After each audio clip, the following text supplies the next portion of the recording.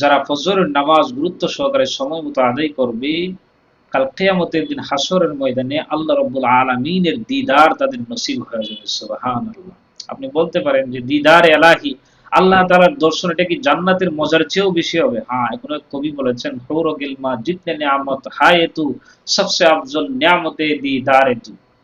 যে হুর গেলমা, যত নাজ নিয়ামত আছে জান্নাতের মধ্যে, এই সমস্ত নিয়ামতের চেয়ে সবচেয়ে মধুময় নিয়ামত হবে, সবচেয়ে উত্তম নিয়ামত হবে তুমি মাওলার দর্শন লাভ করা। এজন্য কবি বলেছেন, জান্নাত দু জখসে ইয়া রব ক্যা করো, আরজু হে মাই তুঝে দেখা করো। ও আল্লাহ, জান্নাত জাহান্নাম দিয়ে আমি কি করব? তোমার যদি মন চায় আমাকে জান্নাতে দিও, যদি মন চায় আমাকে জাহান্নামে দিয়ে দিও।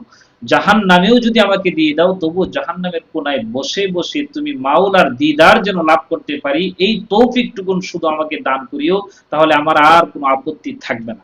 তো কবির এই কবিতা থেকে বোঝা যায় দিদার এলাহি, আল্লাহ তাআলার দর্শনের কত মজা হবে। জান্নাতে হুর গেলমানের মাধ্যমে মানুষ যত সুখ শান্তি লাভ করবে, এর চেয়েও চরম সুখ শান্তি লাভ করবে মানুষ ইমানদাররা আল্লাহ তাআলার দিদারের মাধ্যমে। আল্লাহ তাআলার দিদার, দিদারে এলাহি এত মধুময় হবে, এত মজাদার হবে। সুবহানাল্লাহ।